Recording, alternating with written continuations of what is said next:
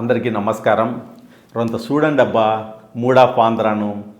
ప్రతి ఒక్కరు లైక్ చేయండి, షేర్ చేయండి, సబ్స్క్రైబ్ చేయండి. ఇది మన ఛానల్, మన అందరి ఛానల్. కడుపు కూడిన వాళ్ళు ఎవరైనా టీటీడీని, తిరుమలను రాజకీయాల్లోకి లాగరు. కానీ ఇప్పుడు ఏం జరుగుతుంది, ఆయన ప్రసాదాల్లో అంట నెయ్యికి బదులుగా జంతువుల నూనె వాడినారంట. అందుకే నాణ్యత లేకుండా పోయిందంట. ఎవరు అనింది ఈ మాట?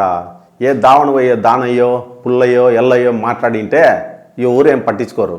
కానీ స్వయంగా రాష్ట్ర ముఖ్యమంత్రి చంద్రబాబు నాయుడు గారు అనే షాకింగ్. అసలు ఇలాంటి ఆరోపణ వింటా అంటేనే ఒళ్ళు గగురు పొడుచాంది. ఏందిరా స్వామి ఇది? రాజకీయాల కోసం ఇంత దారుణంగా మాట్లాడతారా? వైసీపీ వాళ్ళు, టీడీపీ వాళ్ళు రాజకీయాల కోసం చాలా వాడుకుంటున్నారు. ఇప్పుడు టీడీపీ అధికారంలో ఉంది కాబట్టి ప్రతిదీ జగన్కు వంటగట్టి ఏదో చేస్తుంది. అవన్నీ వాళ్ళు పడతారు రాజకీయాలు. కానీ సమాజం అట్టుండదు కదా. టీటీడీని, తిరుమలను ఎట్ట చూస్తారు? చాలా భక్తి శ్రద్ధలతో చూస్తారు.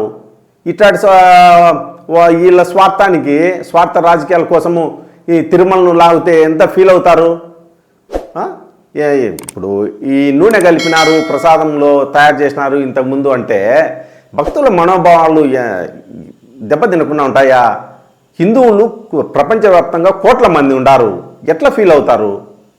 చంద్రబాబు నాయుడు గారు ఆలోచించాలా. ఒకటే గుర్తుపెట్టుకోవాలి, చంద్రబాబు నాయుడు గారు దయచేసి తమ స్వార్థ రాజకీయాల కోసము టీటీడీని లాగొద్దు.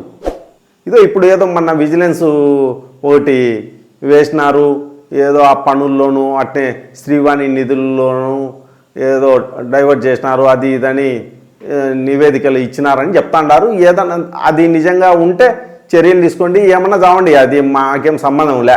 కానీ ఈ ఊరికే ఉత్త అబద్ధాలన్నీ రాజకీయాలకు ఉపయోగించుకోవడం అది కరెక్ట్ కాదు కదా. అందులో మిమ్మల్ని ఆ దేవుడే కాపాడినాడు, పునర్జన్మ ఇచ్చినారని చెప్పినారు.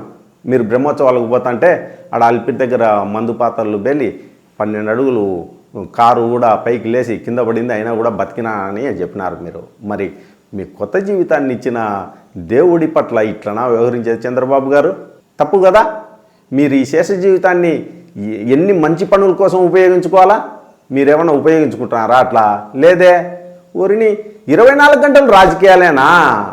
వాళ్ళను ఎదుటోళ్ళను బదనాం చేయడానికి ఏదో ఒకటి మాట్లాడడమేనా? అది కరెక్ట్ కాదు కదా. ఇప్పుడు అపచారం అంటే అన్నమత ప్రచారమే కాదు చంద్రబాబు గారు, అవినీతి అబద్ధాలు కూడా అపచారమే. అది ఎందుకు మీరు గుర్తించడం లేదో అర్థం కావడంలే.